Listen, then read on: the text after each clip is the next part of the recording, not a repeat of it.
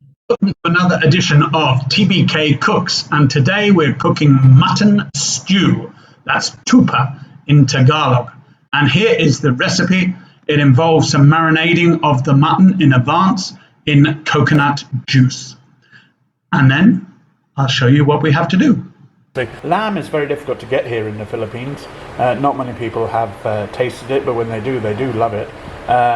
And I got mine from Puerto Deli. It was a frozen joint of lamb. It was about 2,000 peso, quite expensive, but you know, worth it to have some nice lamb. I'm also going to make a spring lamb stew, which Pav loved when she came to Bahrain. So we'll make that later in the year.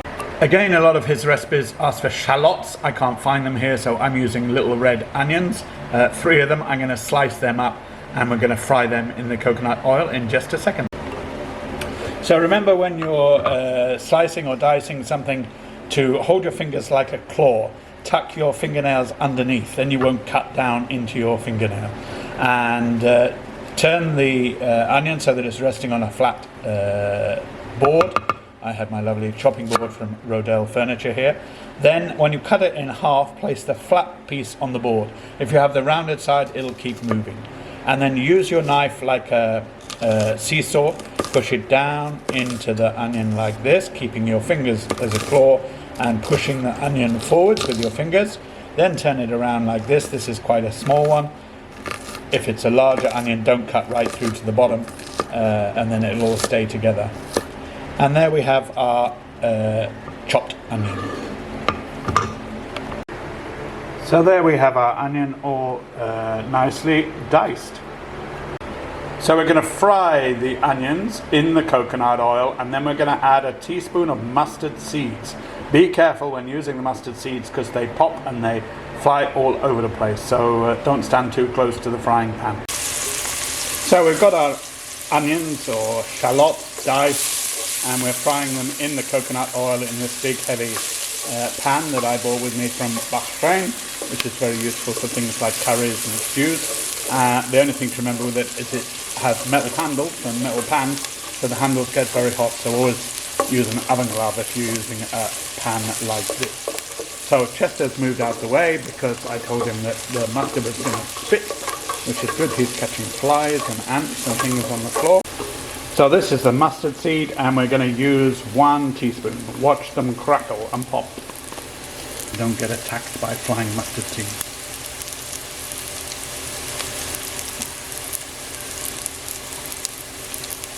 They're getting nice and hot now. Can you hear them crackling?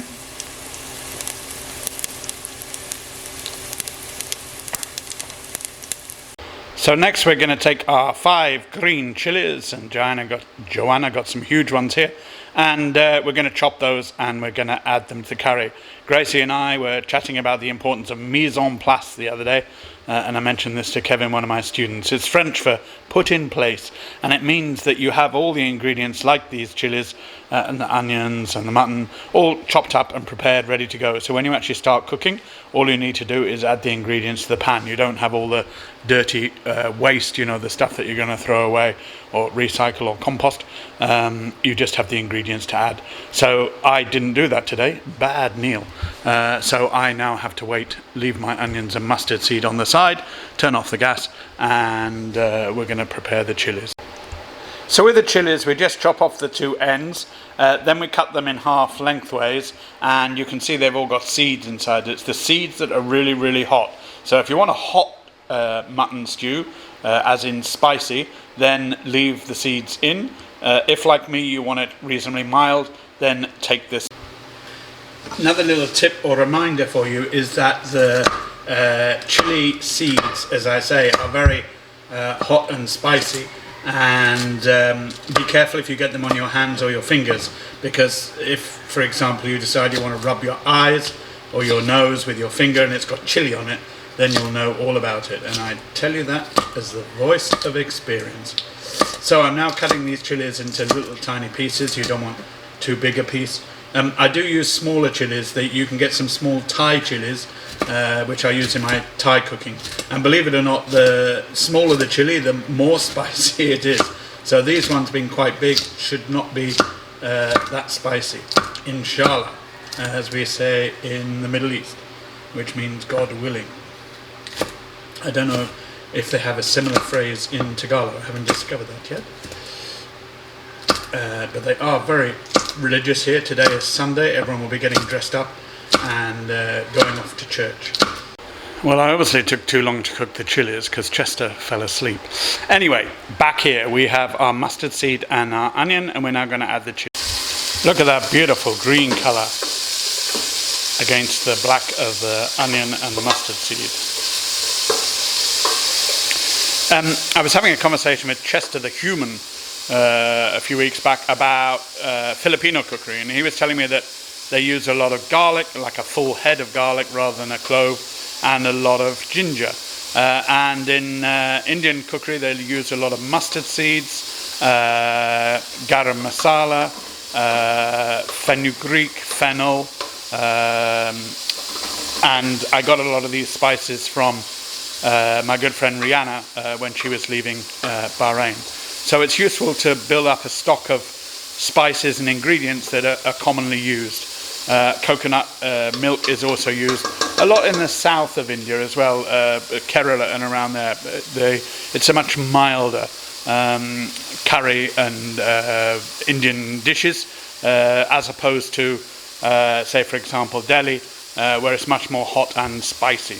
And don't forget, some regions of India don't have meat at all, so Gujarat is all vegetarian cookery. Salmon, I can't seem to find it. If anyone knows where I can get garlic puree and ginger puree from. So we're doing it the hard way. We took the garlic, we squashed it with a knife. Now we're going to peel off the skin, and then we're going to chop it up into a puree. So we've got a nice base for our mutton stew. Eli is bringing me some potatoes, so they'll be here a little bit later on. We'll add those. I forgot to order them from Joanne. What a wonderful team of sisters. If one doesn't bring me something, the other one comes with it. Okay, we're going to make the masala now. So we're using coriander. Now I can't find my coriander powder, so I'm going to use coriander seeds. I'll show you what I do with them in a minute. Then we have some cumin powder, which we got in Bahrain, as you can see from the Arabic writing. And then we have some chili, which we bought here in Palawan. And we're going to take the coriander seeds, and we're going to crush them in our pestle and mortar. And every time I use this, I think of my dear friend, Indian friend from Kerala in Bahrain, Mr. Carl Max, who I bought one of these for. So, hello Carl, how are you? So we're making an Indian dish. Hope you like it. I'll send you some in the post. And here's my little handy hint for this one. Put a little cloth underneath. It stops it from sliding around when you're crushing the coriander. Also a good idea to put something over the top, like a tea towel or your hand, otherwise it splashes all over the place as well. And if anyone wants to know what to buy me for Christmas, a really big one of these, pestle and mortar, because I use this a lot. It's used a lot in Thai cooking as well. In Thai cooking you sit on the floor with this big pestle and mortar between your legs and crush all the spices there. So here's our masala, our chili powder, our cumin powder, and our beaten up, what's the correct term? Our pestled coriander seeds. So we're mixing this. This is a dry masala. You can also get pre-made masala, but I prefer to make my own.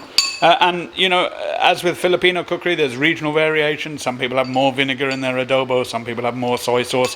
So with Indian cookery, as you travel across the country, as Floyd did to write this excellent recipe book, Floyd's India, you find that they use different ingredients for their masala.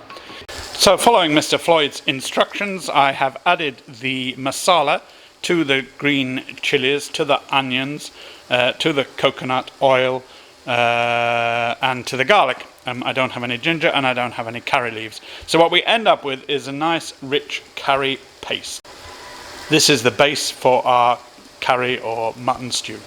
Apologies, it says on the left. He is with Rashid at the Taj Malabar in Kerala. So this is a southern Indian dish from Kerala,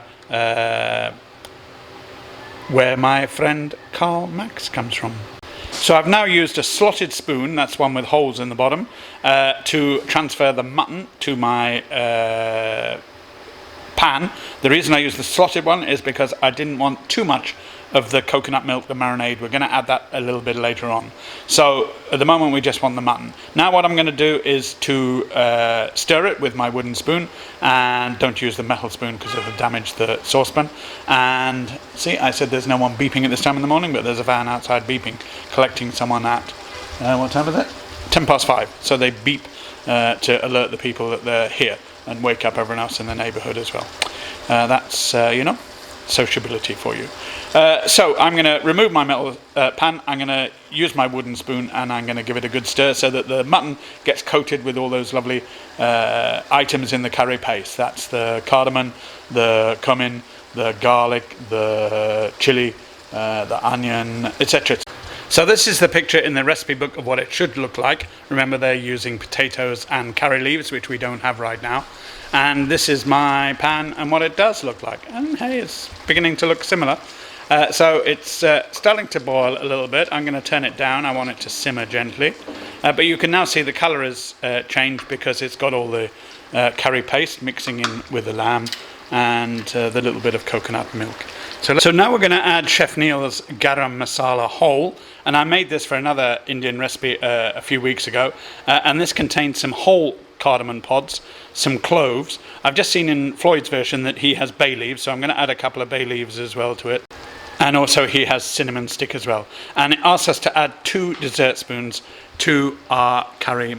Just going to add a quick spoon tutorial because Kevin got a bit mixed up the other day. This is a teaspoon, this is a dessert spoon, and this is a tablespoon.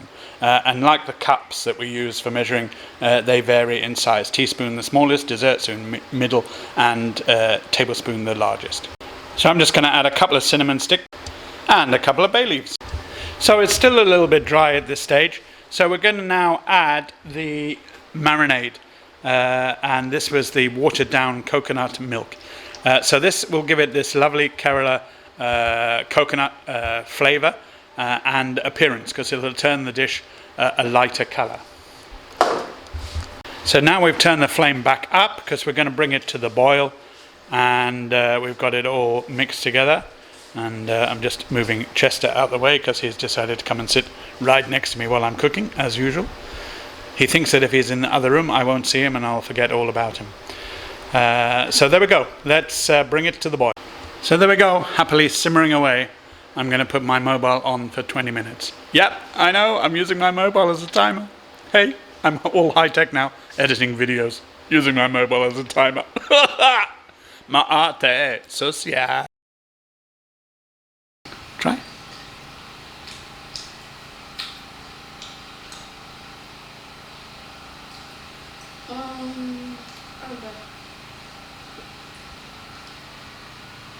The potato was so good, and meat. This is a pig ba? Pig? No, or... sheep. Ba. Lamb. Yeah. Yeah pala. Balas. It begins with a T in Tagalog. What's it called? Tulog? Sheep? Oh. Tulog? Sheep? Tupa. Tupa. Yeah, tupa. Tupa is the sheep. First time I eat this one. Like this. A lot of Filipinos the same. I made lamb chops the other day, tupa chops, and Frithi and Noel had it, and they said they loved it. It was delicious, sarap, but it was the first time they ever had lamb in their life. And the strawberries. Did you have strawberries the other day? Strawberry? Yeah. Yeah. And that was the first time you had strawberry? Yeah. Yeah. First time. See? Here in the Philippines, they live on rice and fish and bangus and squid. Thanks, Eli, for doing the tasting. So here's our dish.